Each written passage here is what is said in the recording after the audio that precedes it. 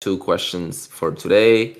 The first question, you can pick one of the two. Again, what is your favorite quote, or what has been on your to-do list the longest? Um, my favorite quote, it's a quote that I will have to translate from English. Hello, Tam. Hello. So we are just about to start, and there are two questions to pick. What is your favorite quote, or what has been on your to-do list the longest? And the phrase that I picked for answering the first question was one that roughly translates into, I quote, human beings doesn't born the day that their mothers give birth.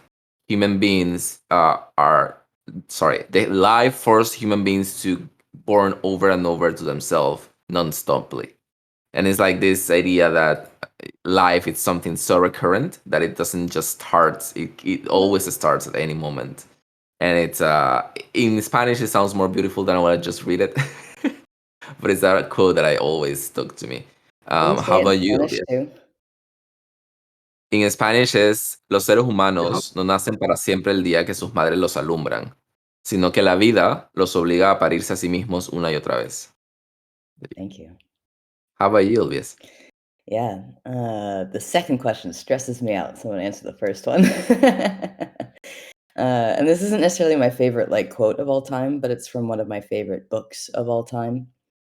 And the quote is, "Tell your heart that the fear of suffering is worse than the suffering itself, and that no heart has ever suffered when it goes in search of its dreams, because at every second of the search is a second's encounter with God and with eternity." And it's from The Alchemist. It's really nice. Will you pass it on to someone? Yeah, I'll pass it to Costa. Thank you. I'll also answer the first question. And my favorite quote of all time is one from a Danish writer that says that the cure for anything is salt water, sweat, tears, or the sea. That has always worked for me. Like, to overcome anything hard, I either do something physically exhausting like exercise or crying or just visiting the ocean or the sea. And I'll pass it back to you, Tam. Oh man, I have literally a document full of quotes. It's called Daily Inspiration. Not daily, I just throw like so many quotes. I don't know which one to choose, but there's like a lot. There's too many. I'm going to choose a short one, which I think is also, really useful. And it's walk toward the pain, eat it. That's it. And it's just like, when you're like, I don't want to do that thing. I don't want to do it. It's just like, just go get it. Take a bite out of it. Get it done. So, or like, if you're feeling, yeah, I don't know. I just really like that. Like whatever is painful, just go attack it, because it otherwise just gets more and more painful. So I'll pass to Gideon. Oh, I had my mic on this whole time. Thanks, Tam. I like this. I don't know. In high school, I ran into this Tennyson quote, and I love this. I'm a part of all that I have met, yet all experience is an art wherethrough gleams that untraveled world, whose margin fades forever and ever when I move. It goes on, but I love that beginning. That is really nice. Yeah. I didn't know that quote from him. Yeah, it's a nice poem. Yeah, I think everybody's gone, right? yes. And your quote, Ham, reminds me of one from Dune that I love, which is like it's like a mantra kind of thing. Like, I must not fear. Fear is the mind killer. Fear is the little death that brings total obliterations. I will face my fear. I will permit to pass over me and through me. And when it has gone past, I will turn the inner eye to see its path. Where the fear has gone, there will be nothing. Only I will remain. Like that. When I heard that and read that the first time, that was like, I really like this this idea, like something to remind yourself constantly. All right. That came out more interesting than I expected to. So, today's agenda is quite small. The first thing I want to talk today, it's about the update on the outreach token holders. So, we have outreach. Sadly, not everyone so far. There are some people left. We are having some troubles with people changing their Discord handle. Um, there is a bunch of people, and then for some reason, Costa doesn't have access to all the list of people. Like some people show to me, but those other people doesn't show to him. So it has been really hard for him to find people, depending on the username. There is a bug on the permits for some reason that doesn't allow someone who is not administrator to see all the names, or like the history. Like usually, if I type the name, I can see the backlog, or I can see when they log in, so I can get the name from there.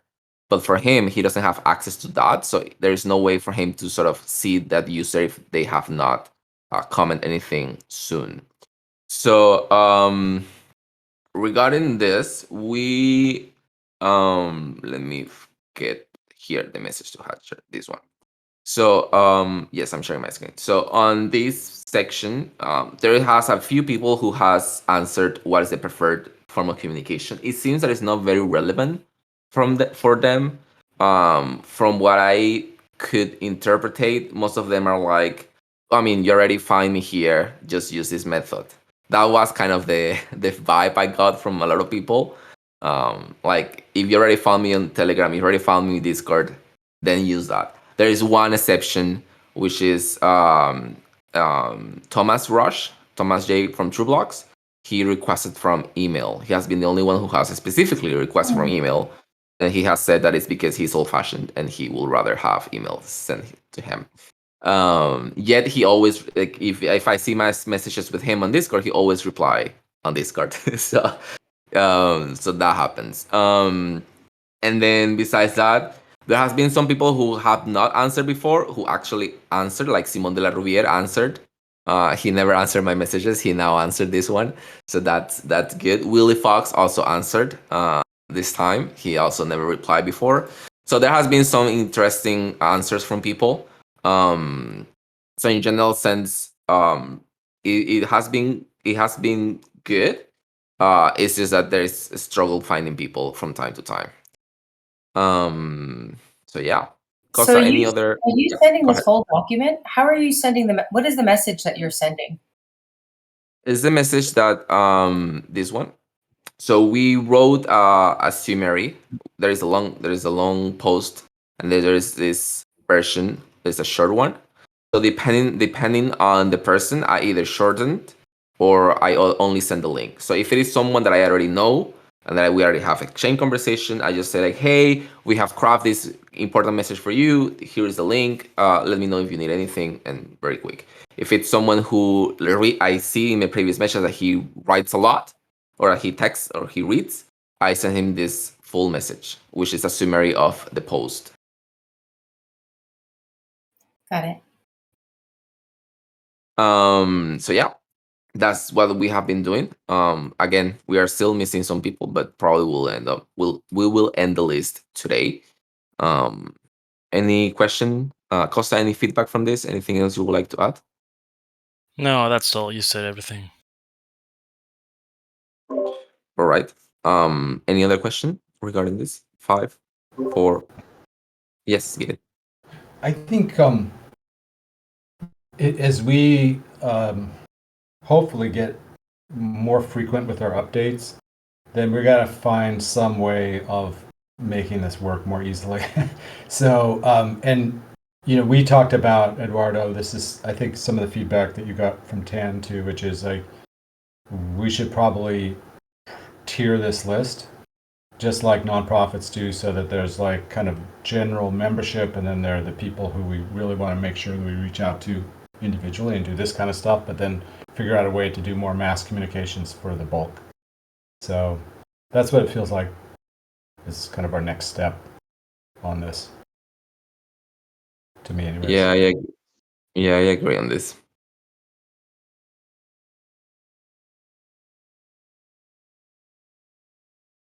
Right. So the second item on the agenda for today is the update on Communitas' second term. So the proposal is up for vote for those who are not aware and can vote. I guess we will need like like 2 or 3 more votes of someone who has a decent amount of tokens to pass, and it should be able to pass hopefully. So Tam and Gideon, if you can vote, please vote. Okay, we need 20K tokens to pass. So besides that, the update on this proposal, there has been some changes. We talk about this with Tam. We will have we sort of had an estimate of what will be left from June budget, and there is an estimate that we will have 7,000 left on the multisig. So we rounded up, and we end up requesting less than we initially intended to. So we requested 13,000 ROP exile. And then the other changes is that we sort of also shorten the people to make it more lean also. So Tam will be stepping down from a working group coordination lead, as some of you have read on the Communitas thread. And then we will of course keep YYV as community ops because it's most needed. We have the allocated budget for Writers Guilds in case it's under the category of special projects. So no pressure on that. And then Costa's guide, Gideon as community builder, and me as a steward. So yeah, that's the update on this. We still have this budget. There's half the budget for special projects is to Writers Guild. There's still a half left that we can bounty out. We can choose how to use it. I felt, and Tam, correct me if I'm wrong, but I felt that we used our budget from the first funding very successfully. Like we cover way more than intended, and we managed to adjust on the go. And I felt that was sort of a success for us.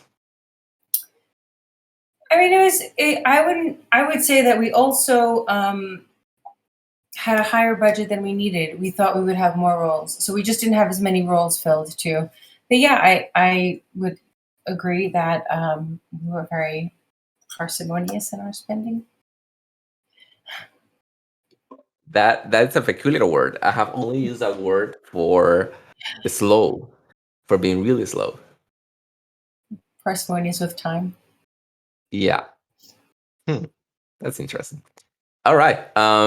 Besides that update on the budget, I think that with a few more votes, it should pass, and that's pretty much it. Then the second thing that that happened this week is that Transparency requested from us an update on the spreadsheet for you, Gideon. I think it's this spreadsheet that has different categories with spending. Do you know what I mean, Gideon?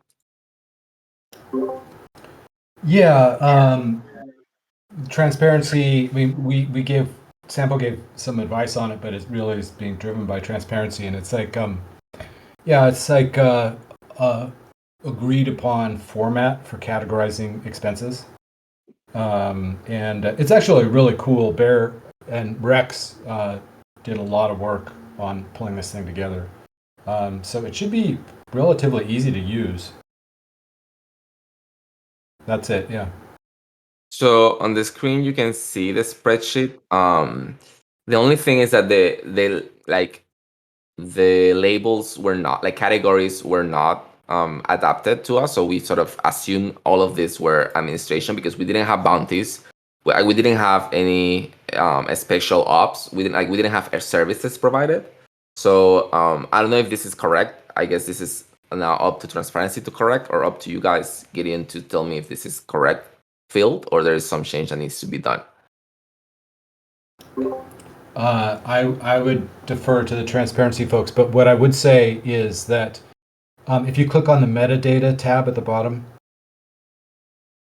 yeah, those are the categories. So they can add categories if you want to have categories. I would just urge you to try to make it as generic as possible so that it can apply to as many working groups as is possible.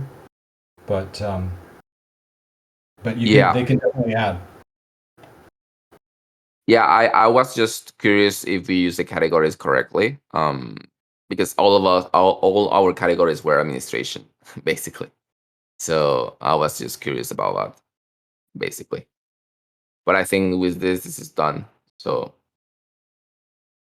if you have any feedback, I will just put it on the agenda. And if you have any feedback on this, let me know, Gideon.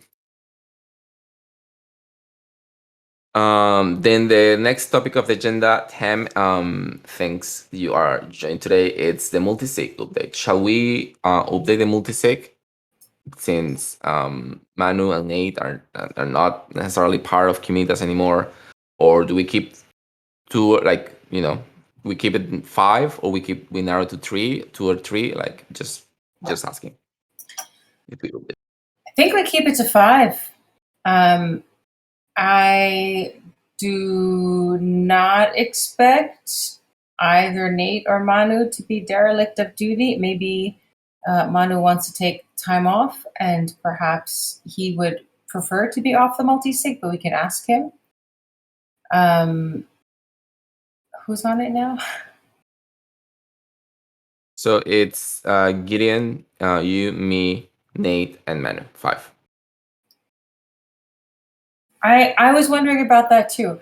I don't think there's any reason. I guess the question is, what would the reason be to change it? I think it's safer just to have a 3 of 5 than to have like a 1 of 3 or a 2 of 3. So I think we're going to want to keep that ratio. But do we have any concerns about the holders, the signatories now, the multi-sig holders? No. For me, it's just this same in check place question. Like every time we submit a funding proposal, do we confirm the multi-sigs again? Like every time new funds will be allocated to that multi-sig, I think that we should ask to do a checking with all the signatures just to make sure that they are okay with still being without responsibility. Yeah, I think that's a great idea. Okay. Gideon and Tam, do you have any problem being I ask here? Do you have any issue being signatures of that? No? Okay. All right. And then the next topic of the agenda, it's LBS. Would you like to take it on? Yeah, for sure. Something real easy, real small. So last week we talked about and kind of overviewed a sample draft that I had created for a template for the ZenHub. It was kind of brought up that the template that I had created was more useful for something like an epic or project that needs more context. And so you can see I've got the epic template there, and then I also created a contribution template that is a little less in depth. It doesn't require quite as much information or effort. And that's scroll all the way down to the bottom, and you can see that. There's still a few questions there, but they're just a lot more concise, I think. Yeah, and so I'm kind of looking for feedback in general now or later, just about these templates. Do they seem does the contribution template, concise enough? Does it need to be pared down even more?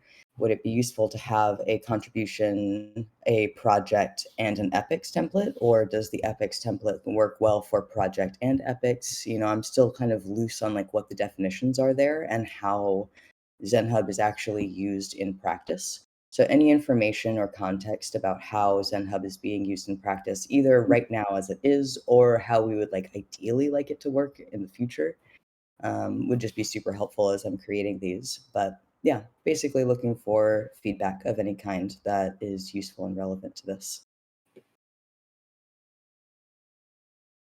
I will say a few things on the contributor template. I will put every time I fill the template, the first thing that most of the times I rush and I do this in a quick, fast pace. So having the problem as the first question, it's sort of for me better, just because it helps to sort of put that out there. So I will just put problem as first, I really like having the point of contact. But I think, for example, related epic and projects could be something at the bottom. I also like the audience question. The audience is something that we used to have, remember, Tam, in the templates of our documents. Every time back in the day, like a year and a half ago, we used to have in our documents, every time we write a document, we'll have a template that says which is the audience of this document and all this information. So this reminds me of that. So I really like that to have in mind. And there is something that you ask here that I feel we should consider more often, which is the advice process. Like maybe not all the issues, but there is something I still like. This is the first time I read it, so I kind of finished to grasp it. But there is something interesting asking this question: if this a issue, or maybe for the epics, if this epic has gone through advice process. Just like a checking question more than something that needs to be answered. Kind of like a more yes no. Yeah, sort of. Just to have this check-in. Yeah. Yeah, Tam, you're I've muted. Just in case you want to say something. No, I think I wasn't muted, but I want LP to finish. Okay. Yeah, just that I noticed in my like research through the discourse and like the available documentation that the advice process seems like a really important thing, and yet it was still kind of like fuzzy. So that's good, like useful feedback. And I think that newcomers in general will need more documentation and like guidance when it comes to the advice process and when it should or shouldn't be used to go along with this. Yeah, and there's a good forum post on that actually. We could link to that here. I'm pretty sure I've commented on that. I have to make this link to the yeah, you did. I have a few thoughts. First is like whatever we do, we can give it a test drive. We can create some new issues for Communitas and see how it feels when we fill this out. What we actually are like useful for us to add. What is it? And then I know that there was an idea to also have a newcomer issue, like good first issue, newcomer issue. I still like that idea of it being very like its own template and having basically like, this is to earn praise. This is like having some clear expectations set in the beginning, and you'd be doing this with this working group. So I like that as well. And then just, I mean, it's a small thing, but the contribution template, issues in GitHub are just called issues. So like now if we're starting to call them contributions instead of issues, we're just introducing maybe confusion where this is the issue template, like keep it standard.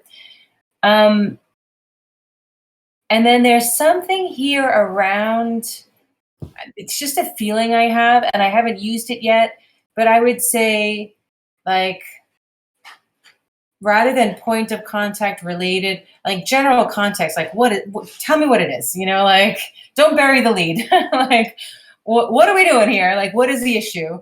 And then all the other stuff sort of comes later. Because I feel like, as also Eduardo was saying, oftentimes we're just like, oh yeah, I got to do this thing. It's more like a reminder to ourselves that that's the thing that we're doing on, and we don't spend so much time doing all the details, but like having like, what is this issue about? Whether it's the general context or the problem, I think higher would be cool.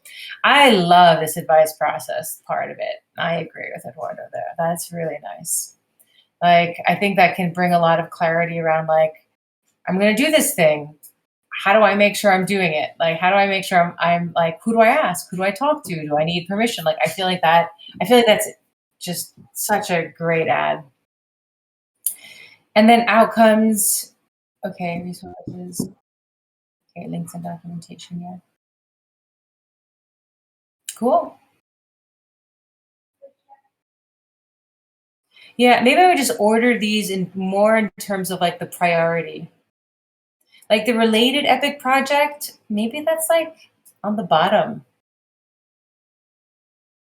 And the point of contact is like, who can answer questions? Yeah, the point of contact and the audience, I'm maybe not 100% sure. Usually the point of contact is like, I open the issue. So I'm almost by default the point of contact. So how would I differentiate between me opening the issue and the point of contact would be my question. Is it redundant? Or maybe it's not, but yeah. Yeah, and it might be redundant right now, and then in the future, it would be more useful if, like, I'm opening this up, but it's actually this other person who's, like, taking charge of it, or if it, like, changes over time, but that's a little bit of my, like, lack of understanding of ZenHub and, like, the different kinds of, like, tools that you can use on that right-hand bar. I think the best way to feel this out is just to try them, to open some issues with these Totally. and see how it this doesn't really, yeah, or this is like, yeah, Yeah. that's, yeah. And then for the epic,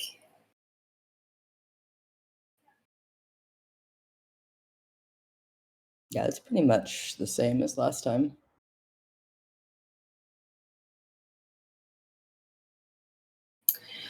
I think what I've discovered is the more we ask, the more things get left undone. Hmm. Yeah, And and, that's like, when we start it to could pare down to the essential. Yeah, and it could be that there's, like, an expectation that, like, you don't have to answer everything that's not relevant, or it might just be, like, too much to ask to even see all of that on the page, and it's kinda just, like, feeling out, the space and its needs and its, like, intuitions. What's Yeah. very useful is links and documentation, Mhm. because that tends to be quite useful to, like, even in this ZenHub issue. Like, the first thing I wanted to jump to when I opened the issue was this document. Mm, mhm. But then I think tactics and strategy, might be a little much. Yeah, I could see that. Might be a little much for this. Maybe having a strategy document is an issue in a project, but Mm. having it in the epic itself might be a little much. Yeah. I would suggest the same something very similar, mainly because most of these tactics or strategies get developed as the issue is developed. So it's not something Mhm. you know when you open the issue necessarily. Mm. But secondly, this is the category of things that I would love to have on the issue as a reminder. Like at the bottom, it's just like, hey, like just like a in italic format, like something to say, hey, if you have any strategy, any documentation, or like have this dropping option. Like this is not. So I would just put it at the bottom and Yeah. leave it as a reminder of things, like a Or even in reminder the of other. links and resources, or like links and documents section being like, link any resources, documents, or like strategies, proposals, drafts, Exactly. etc. Exactly. Yeah. Yeah. Yeah, just a reflection and some thoughts like to your feedback, Tam. With the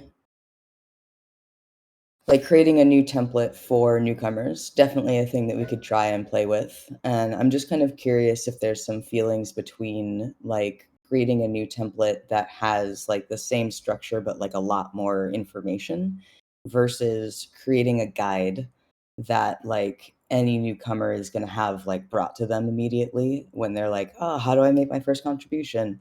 And one of the like top guides is just, "Hey, here's a description of how all of this works. Here's how you use ZenHub. Here's all the different little buttons you can click. Here's the permissions and who you should be asking for support. Or like, here's things that you can do without asking if you're allowed to do them. Here's things you should definitely get like advice on." I'm just kind of curious if you have a feeling of like which would be more potent, or if we want to do like one first and then eventually create the other so that just everybody's caught along the way. I mean, I think they're both useful in different Mm, ways, and I think that they're useful in how the newcomer, where the newcomer first discovers. If they discover an issue, then it's useful to have something in the issue, even if it points to the guide. But it's just mhm, setting some basic expectations for the newcomer, right? Which is like, um, how do rewards work? Who do you need to contact? Like, who's your point of contact? And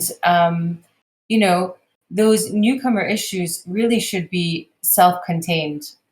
They should be something that is that can be done with mm, great autonomy. mm, So Yeah, so Yeah. it's a little bit of a different issue, because there's a clear deliverable in those issues, Yeah. And like, whereas some other I'm issues are like, figure this out, and this one is like, translate this article, or, do this one task. But it should be very clear something that's good for a newcomer is something that they can do autonomously, right? That they don't have to ask a bunch of Yeah. people questions before they execute. This is something that Gideon and I talked a lot about when we got to hang out in person. But I wonder if a template is going to be able to communicate that. I Mm. think that like every working group is going to need to go through and be like, hey, these are the contributions that just happen all the time. And they're like, they don't need a lot of feedback or review. And a person can just pick them up. And like, we have information for you about that. And like, that might not be necessarily like a universal template thing. Unfortunately, it'd be nice if a template could just like solve that. Yeah, that could be too.